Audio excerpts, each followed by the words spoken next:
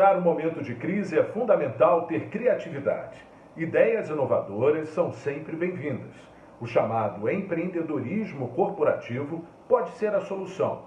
Eu converso com o professor de administração e consultor empresarial Manuel Barreiros. Muito obrigado pela sua participação.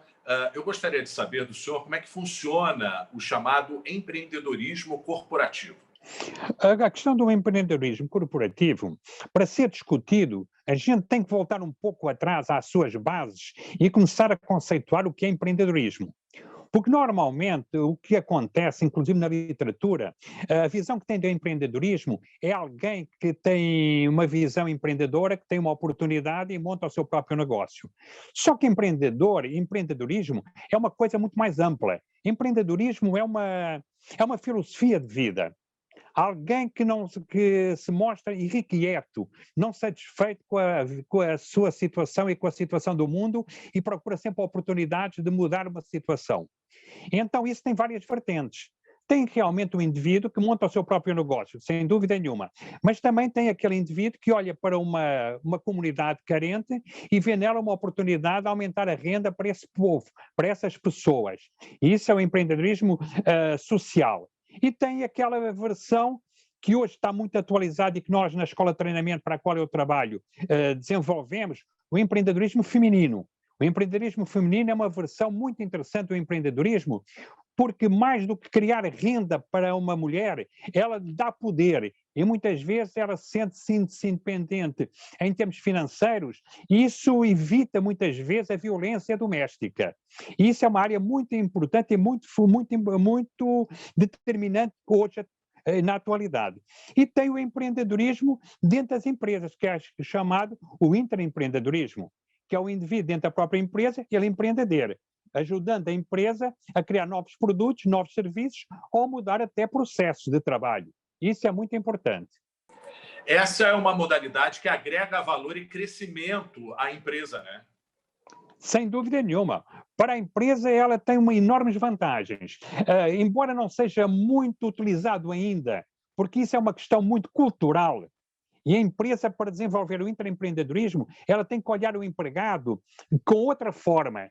Ela não tem que olhar o empregado como um recurso, tem que olhar o empregado como pessoa. E como pessoa, alguém que é importante para a própria empresa. Então, para a empresa é importante. Por quê? Porque ela aproveita tudo o que existe no ser humano e que muitas vezes não é explorado, é aquilo que nós chamamos o capital intelectual.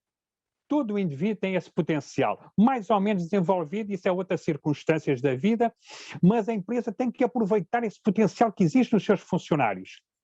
Isso é muito importante, porque isso agrega valor para a empresa, além de reter o funcionário na empresa, o empregado sentir-se imensamente satisfeito. Porque, repara bem, quando a empresa admite um funcionário, ela tem uma perspectiva que esse funcionário contribua para que ela atinja os seus objetivos. Mas a empresa tem que ter a percepção que o funcionário também tem, quando entra dentro de uma empresa, tem a perspectiva que a empresa o ajude a atingir os seus objetivos. Então, na parte da empresa, ela agrega valor incentivando esse funcionário.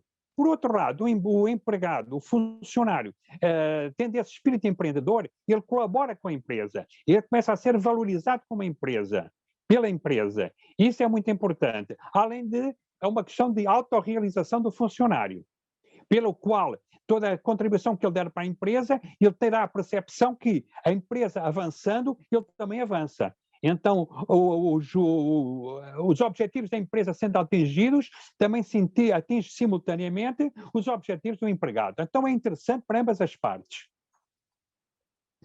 Ou seja, na sua avaliação, é uma importante forma de política de gestão de pessoas, né, professor? Sem dúvida nenhuma. É uma visão moderna. É uma visão moderna da relação capital-trabalho, em que normalmente isso é uma distorção, em que capital não pode ser antagonismo de trabalho, nem trabalho é antagonismo de capital. Eles têm que ser parceiros, têm que se ver como parceiros, com o mesmo objetivo que será importante para ambas as partes. E isso realmente é uma visão muito moderna, embora haja uma dificuldade de se adotar essa posição, porque isso é uma questão cultural, e cultura não muda por decreto. Cultura é um processo. E aí eu defendo, e sempre defendi, que é fundamental a questão das escolas, é uma questão da educação.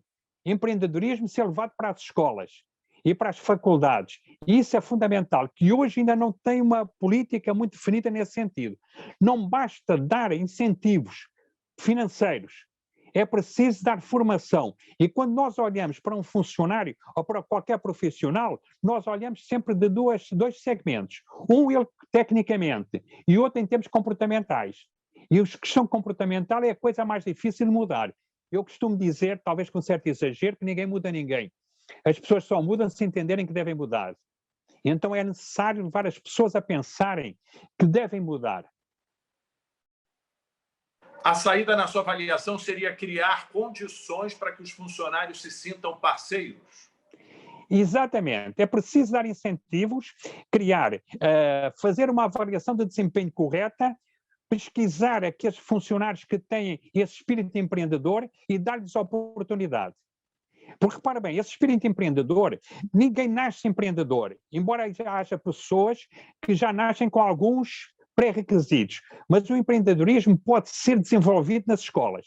Mas como isso não é dado, à empresa cabe, através do processo de recrutamento e seleção, muitas vezes, já antever que existem funcionários que podem ser admitidos e que eles têm uma perspectiva de evoluírem dentro da empresa com esse espírito empreendedor. Então, mudaria tudo, né? Desde o modelo do potencial investimento de novos projetos, né? Muda toda a concepção da empresa e a empresa precisa abrir mão daquele modelo conservador de gestão que a gente observa, né, professor? Sim, eu diria uma gestão mais participativa. Ela não vai mudar os seus projetos, mas vai dar abertura para que surjam outros projetos.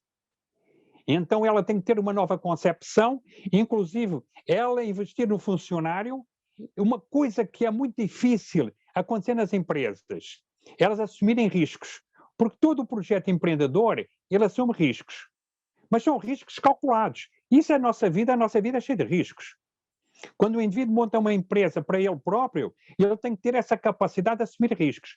Então a empresa tem que avaliar essa capacidade de ela assumir riscos. Claro, riscos planejados, riscos ponderados, mas isso muda a concepção da empresa. Ela não vai alterar os seus projetos, mas vai abrir mão para dar oportunidade para outros projetos inovadores que possam eventualmente surgir. Professor Manuel Barreiros, muito obrigado, então, pela sua participação. Obrigado pela entrevista. De nada, foi um prazer, sempre ao vosso dispor.